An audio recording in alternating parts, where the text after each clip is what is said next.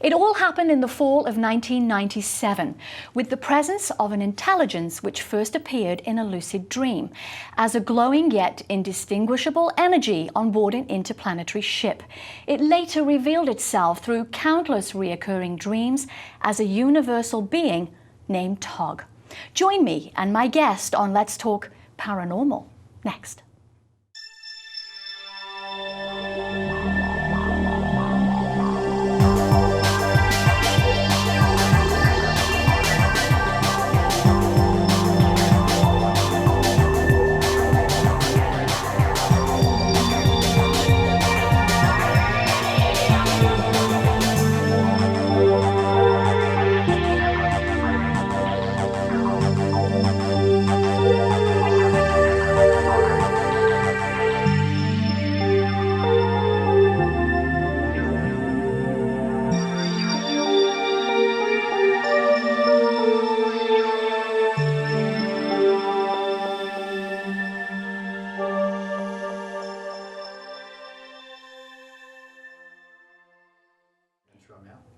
My guest today, Kim Edward Black, has been an artist all of his life, and even through childhood would very often try to recreate his dreams on paper.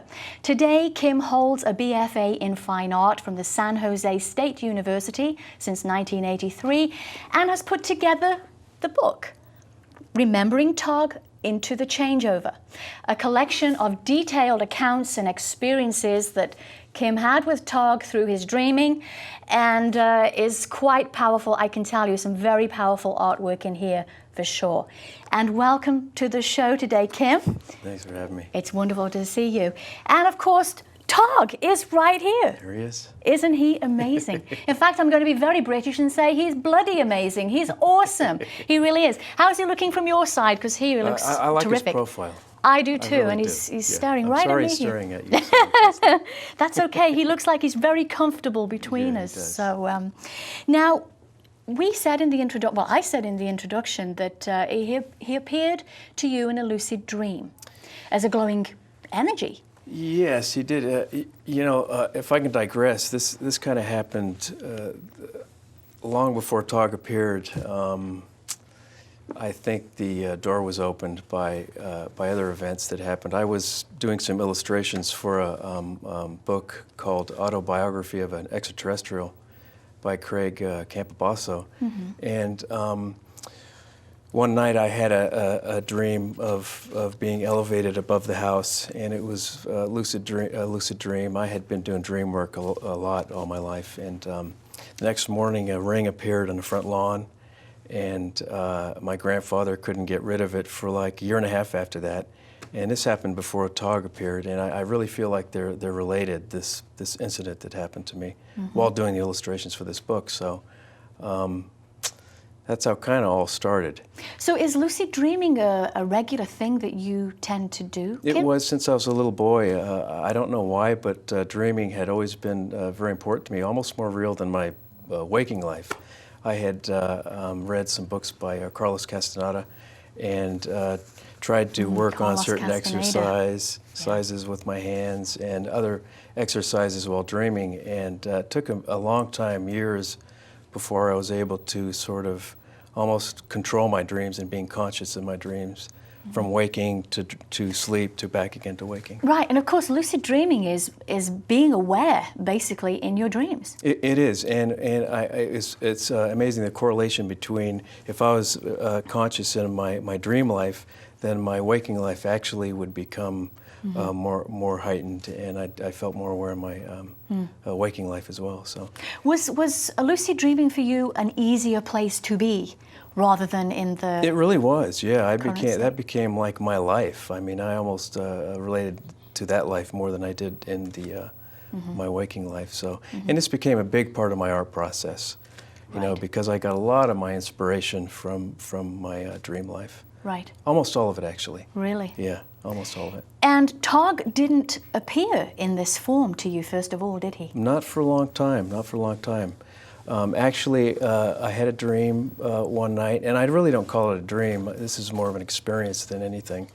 I was transported on board a ship, and there were a council of elders on this ship 12 elders, and they all appeared to look the same to me as older men, bald, robed. They had insignias on their robes.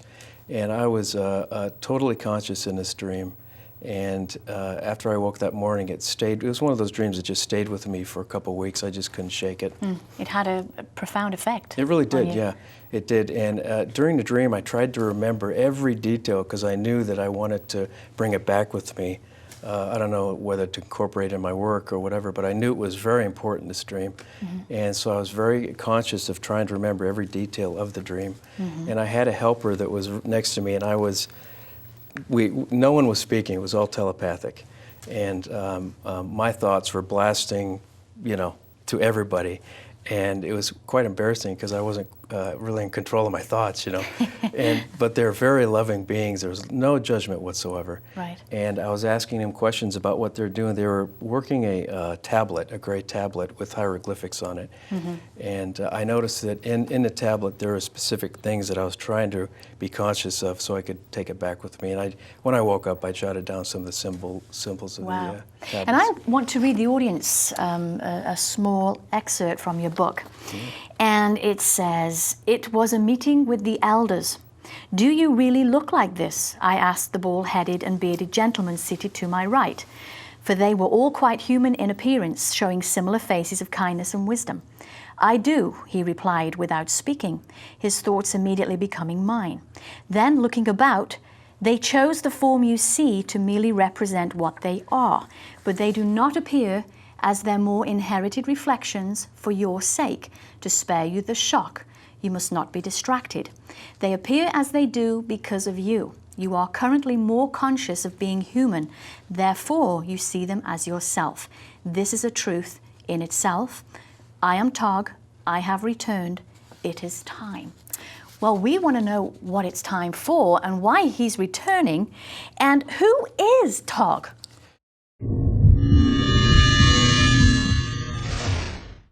I mean, we can see he's a very magnificent being, and he's done nothing but stare at me the whole time through this beginning of the show.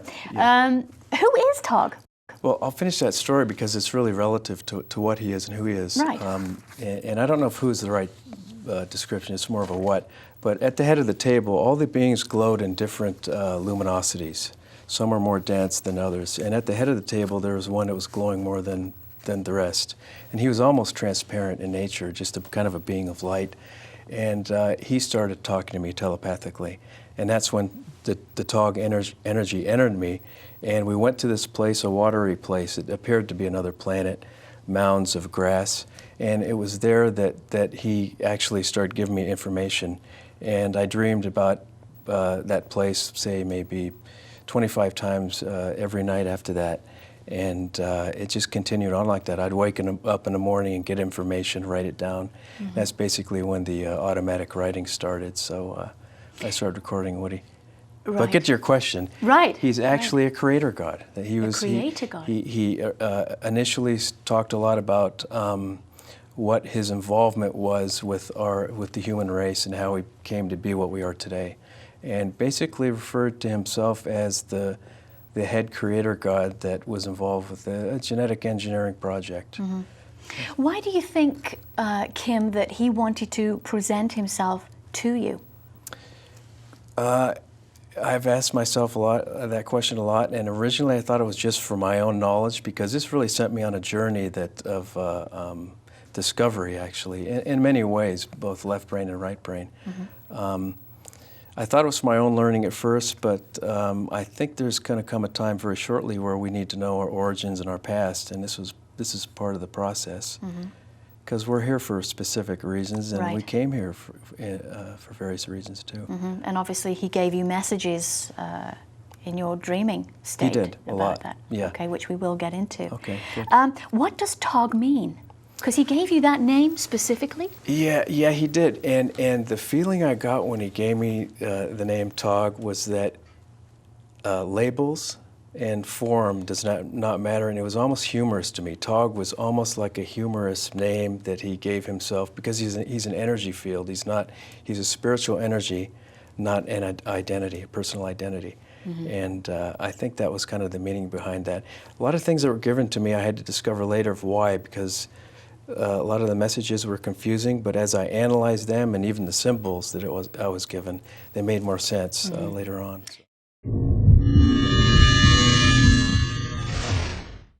You know, our audience watching the show today, for our audience who may be very interested in UFO and abductions, may think that this is actually an abduction and not a lucid dream. Yeah, well, what would you say? It depends on your perspective.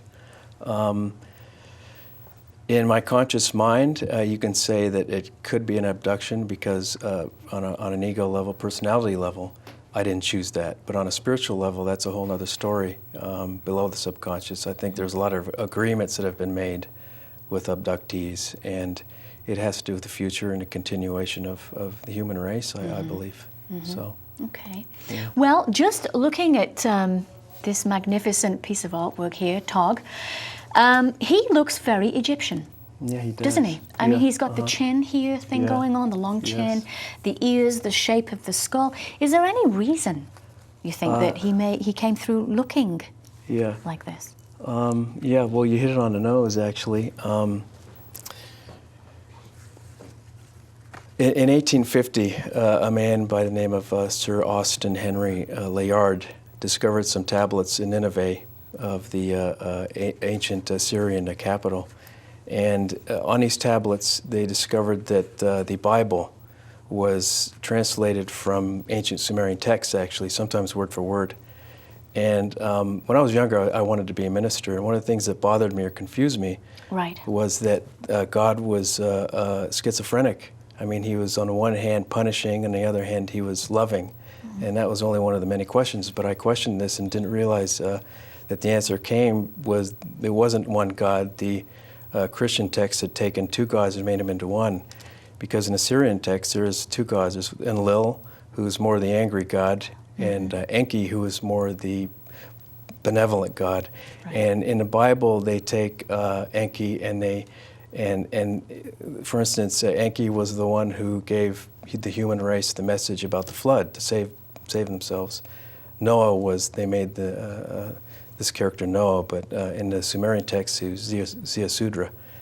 And Enki was the god of the underworld, and he was the main god who created man, not only in the Sumerian text, but in other different mythologies as well. Well, the underworld was not a bad place. The underworld actually meant Africa and Egypt. Enki was designated to rule Egypt, and he diked the land. And I went into the Egyptian mythology and compared it to Sumerian Egyptian, and Enki was actually Ta. They're the same character, same energy field. And this is kind of where I was feeling he was Egyptian. And how has this affected you, Kim, as a religious person? I mean, are you religious? Not anymore. Not anymore? No, I'm spiritual, is what I am. I'm not to say religion is a bad thing, it's a good thing, as far as giving people place to, place their devotion. And I feel that same way too. I feel spiritual. I don't feel like I want to be labeled as any religious name. And as I did my research, it showed me where a lot of beliefs came from. And a lot of it was hashed out mythology, is what it was, especially from the ancient Sumerians and Egyptians. And the pharaohs, for instance, the pharaohs, they would try to copy the gods with the chin strap and the crowns. And as you can see, that's basically what he looks like. He is really Enki Ta, that energy of Enki Ta. And, I wish the audience could feel what I'm feeling sitting next to Tog here, because it's like he has a whole energy of his own. That's great. It's like he's just and it's a loving totally presence awesome. Because when this first happened to me, I really questioned it. I wanted to make sure it was a loving presence, prayed a lot, and it proved to me to be very, very benevolent. Beneficial. Well, let's have a look at some of the pictures that you drew, Kim, as part of your story. And we're going to take a look at the doctor that you say you encountered on board the craft. And what was this doctor's purpose? He entered the room, and the room, by the way, was all round-edged. There was no really hard edges, and nothing really discernible to pick out, which made it very difficult. But anyway, he entered with a helper, and he was dressed in a maroon Star Trek-like outfit. Yeah, that was quite funny, actually, the way you put that. You mentioned that the colors and the design of that dress immediately reminded you of a Star Trek episode. What is this, Yeah. Yeah, and I asked my guide, I said, this looks like a Star Trek episode. And he said, well, where do you think Gene Roddenberry got it from? So, That's interesting. Yeah. So he had a crystal. He was using a crystal. And apparently you say that sensing the doctor's directed thoughts, that he was telling us of where I was disconnected and what was its cause. So he was scanning your body with this crystal because you were disconnected in some way? Because I had blocks. There were blocks in the energy field, and he started at each person and went around the room to clear them because there was work to be done. So you weren't the only person on board. There were other people. Yeah, and I asked him about that too, and he said, oh, yeah, of course, you're not the only one. Do you remember them? You mean the beings around the table? Yes. They just all look the same to me. Right, as an energy form? A glowing energy, or? Well, they vibrated at different frequencies, so some were more transparent than others, some were very dense, some were very transparent, but the being at the head of the table was totally transparent. He was just light. Right. Yeah, but the ones that were more transparent, the doctor with the crystal moved quicker, didn't have to clear them as much. And so the results of having this crystal scan your body was? He cleared me, and then then we went to work. Right. Yeah. You went to work. We went to work. Where did you go? We went to the watery place. Right. Yes. Okay, well, we'll learn more of that in a moment. There was a symbol as well that you mentioned. Yes. And it was like a letter C with a small block in either end. Yes. And you said it stands for every living thing. Every living thing. Now, which of the beings told you that? Who conveyed? My guide. Your guide. Yeah, he kind of was speaking to me as I was asking questions. I wanted to know as much as I could. Even though it was embarrassing that I was asking pretty naive questions. Yeah. And we're looking at this on the screen now. There's the letter C. Yeah. And actually, creation as a whole and as a complete body or oneness would be complete. It would be a circle. So in a circle, there's no beginning or no end. But the broken dot would be any living thing in creation, or in the manifest world. So that's a pretty important symbol. It was, and it was the more predominant symbol in the tablet. Right. No other symbol was repeated as much as that. Okay. Yeah, and he said that the energy that was put into it standard for many things, but depending on the energy that was put into the symbol when it was created. Okay. So they all read the symbol as something different, even though it looked the same. Okay. And we also have a hybrid drawing here. Is this someone else that you saw on board the ship? This came in a process after I had begun the process with Tog, actually, and this has to do with our future as well. I kind of felt gets into the genetic engineering thing and into the changeover. Okay. Yeah. Now, the hybrid is part human, part what they are. Yeah, yeah. But we've always, as Tog says in a lot of the messages, that he's always been a part of us, especially on an energetic level. How old is he? How old is his energy? He says he's been, it's funny, it's not, if I say he, it's really not correct, in a way. Because it's not really a he. Right, it's not a he, it's an energy field. And that's why he didn't appear to me for so long physically in a form-like state. Was that frustrating to you? It was very frustrating, yes. It was very frustrating. And confusing as well, because this happened daily for me, this lucid dreaming with him. And you wanted to finally put him in this form, bring him to life in this form, because finally, you're an artist. Yeah. And you've been an artist all of your life, so this was the final way of putting it out there. Yes, it is, yeah. Okay. You mentioned in a previous conversation that Tog is from the star system Sirius. Right. And I did a little bit of research on this, and apparently the Dogon tribe from West Africa have advanced knowledge of astronomy and claim that they were visited some 3,400 years BC by beings from Sirius B. Correct. They say that these beings from Sirius B are sixth-dimensional beings.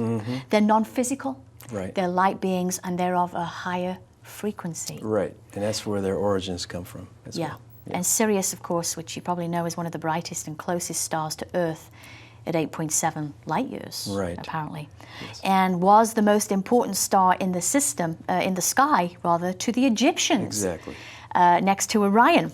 And the ancient Egyptian calendar was based on the rising of Sirius. Right, and all their temples were aligned to Sirius, and so it was very important to them. Very, very interesting.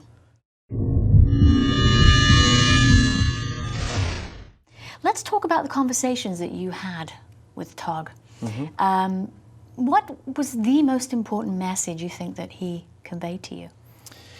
Yeah, you know, when I talk about the genetic engineering and hybrid program and all those things, which I'm convinced does exist, and about our future, that's really a small picture of our reality, because the main message that Tog wanted to convey was that to do that would be putting the form before the formless, you know, to be putting effect before cause. And the main message is that we are spiritual beings no matter what our vehicle is, and no matter how obsolete it is. Because I get the feeling that this present vehicle, I mean, this genetic engineering project has been going on for hundreds of thousands of years, but our present vehicle is limited. But that's not the point. The point is we all come from the same place. We're all spiritual beings. And the gift that he always talked about, which seems very simplistic and trite, is that we're beings of love. That's the basic, our core. And that was the main message. As simple as it was, it all led to that. Right, so. Okay. Let's just go back to some of the drawings of Tog. And I think these were drawings in the early stages that you have in your book. And here we are. What are we looking at here? Yeah, that's the first attempt I tried to make of him, because I had sketched him, which I thought, well, I was in sort of a channeled state, which I sketched him and then tried to make his physical manifested form. Was that made out of wood? No, that was a sort of a clay, and he kind of blew up when I put him in the oven, and I realized, well, that wasn't the way it was supposed to be. Oh. Yeah, because I hadn't seen him yet in the dreams at this point. Right. I just kind of sketched him when I was talking to someone once. Right. And then finally, I really meditated and prayed on it, and he showed himself to me. He only showed himself twice. And then this one, he's... This is one of the hybrid ideas I had for, I'm doing a whole series of hybrids. Right. And that was one of the ideas right there. Okay. And the next one? Another one. Another one of the hybrid forms there. Yes. And it's very possible that someday we'll be walking side by side with different beings of the future. Wouldn't that be something else? It would be, and I think it's a hopeful thing, just like Neanderthal was walking side by side with Cro-Magnon. I think it's going to happen. I do too. Yeah. As crazy as it sounds. I know. It sounds, yeah. But, you know, I think man can really imagine nothing, because I think it's already created. It's true. You know, so I think we're going to be doing that. Right. In time. Yes. It's exciting. The future's going to be... It is. Very interesting. It's a positive future. Eventually. Eventually. Yeah, no. Not at this moment, but. And the next one that we have. Yeah, this is another one. Okay, this is a step-by-step process of how I create. He's made out of resin, right? Yeah, this is actually paper mache. I started with paper mache, and then I put plastic resin over the armature, I guess you could call it. Yes. And he showed himself in two ways. He showed himself in a past life that I had. Really? Yes, and this was in a more ancient time than the Egyptian dynastic period. I consider it pre-flood.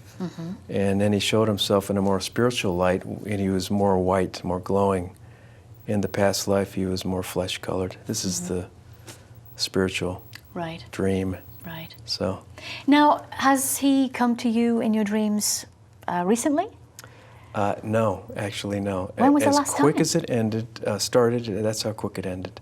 Really? And the presence is still there, but the process of getting it out in words and the image ended like a door. Why do you think that was so? Because the work had been done, I guess. Yeah, it was time to do other work. Right. Yeah. And you've retired from artwork now. as an artist? I have. I don't paint any longer. Oh my gosh. Yes, I'm on a lifetime sabbatical. Yeah. So there's other things for you to do? Yes, I'm doing other art forms. Right. Yes. Right. And it's not about me. My art's never been about my ego or what I had to say. Right. It's always about bigger things. That's wonderful. Yes, more lasting things. Let's take a look at those final pictures from your book, Kim. And we can start to see Kim, not Kim, Tog, slowly build. He's Tog, you're Kim. Yeah. That's an amazing Although picture. that's debatable. That is so awesome. Yeah, I think he's love pretty that. photogenic myself. Yeah, Sure is. Yeah, I wanted to make the eyes as real as I saw it in the vision. You know, that was really my main purpose for that. And they're exactly like I saw it, so I was really happy with that. And the nenext one? Oh, just There's half. the Pharaoh's crown, I guess you could say. Yes. Yeah. Absolutely beautiful. A lot of cranium space there.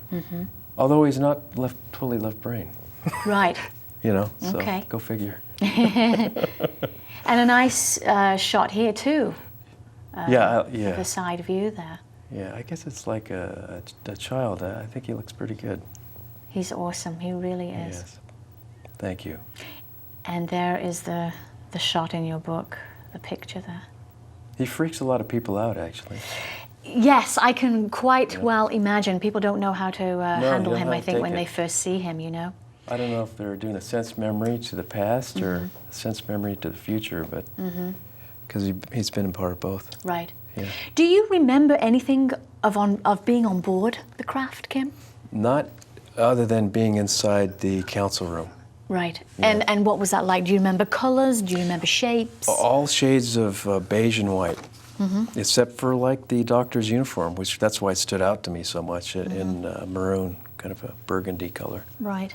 Yeah. Would you want Tog to come back and speak to you some more? If it's necessary. You know, I'm here to serve. I'm of service, and that's what my art has always been, and it's what my main desire is. So if that's the case, yeah, sure. And if would you recommend that people try to lucid dream, which is becoming, you know, aware in a dream state? I think it's a great process. I think it's a great process. Now, you know, in dealing with anything of a spiritual nature like that, where you're, you know, I think you need to know about protecting yourself, for one. Right. Making sure you're dealing with the right energies.